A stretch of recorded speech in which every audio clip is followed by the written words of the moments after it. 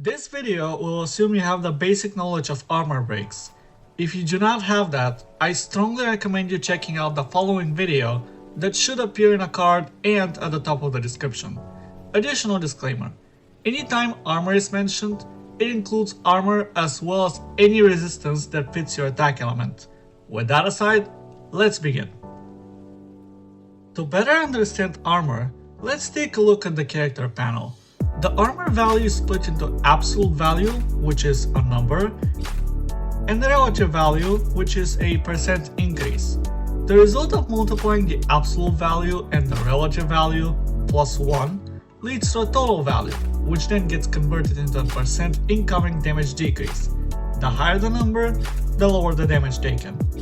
Every monster and ally NPC has some armor and resistance values, which are hidden from the player. Additionally, the armor is stronger the higher the level difference.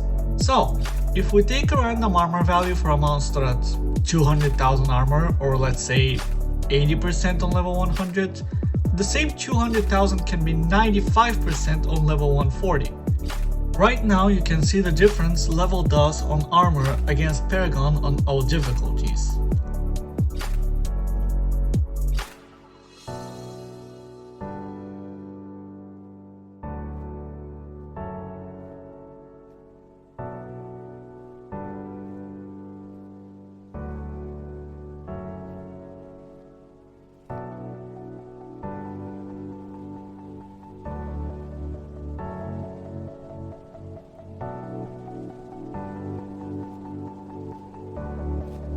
Guardian monsters and anything ranked higher have 6 bubbles below their health bar to indicate roughly what their armor and resistances are. Red means low, thus take more damage from that source. Black means neutral, and green means high resistances, meaning they take low damage from that element. Usually this doesn't matter, as every class has 2 armor breaking skills that bring the armor to 0, thus negating the value regardless of how large it is. But this isn't always the case, specifically for Ranger. Assuming no armor breaking gear is in play, Dragon Knight can reach upwards of 128.5% armor break. Mages can reach 125%. Steam Mechs can break 115% armor and 79.2% resistances plus however much the turret can do, while any physical ranger build caps out at 100%, which wouldn't matter at all, except for one detail: some monsters have increased armor.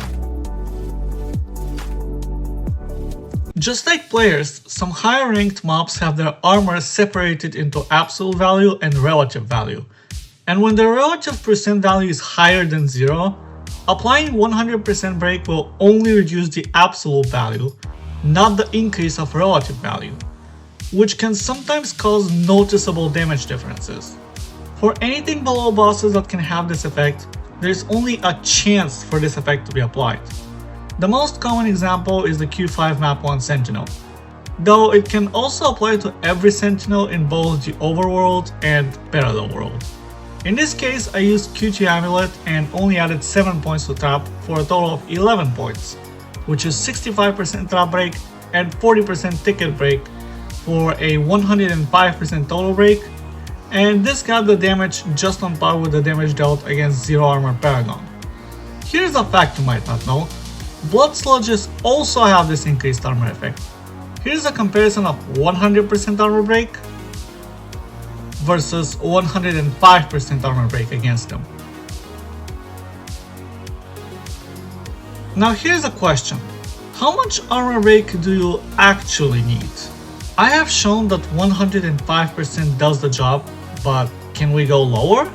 How about 101%? Not quite there. Let's try 102%. Didn't make a difference. 104%? Still not there. This means that the 105% is in fact the minimum to secure full armor break against every single enemy in the game, including certain bosses, usually only on bloodshed difficulty. Here's a bonus for sticking to the end.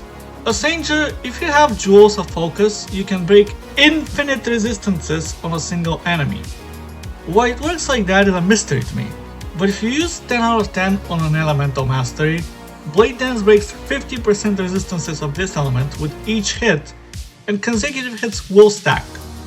This isn't the case with the other skills that gain break, as it just refreshes the duration of the break.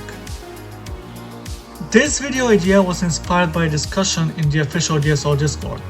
While it started as an unrelated question, it eventually showed me that nobody in the given discussion was exactly aware of how armor works, me included.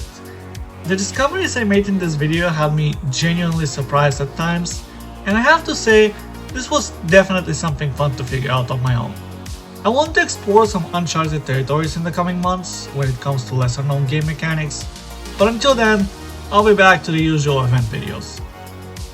Speaking of, it has been a very long time since Big Game Hunt ended, but I should be finally done with the Big Game Hunt ranking video soon, and this should be my next upload. See you then.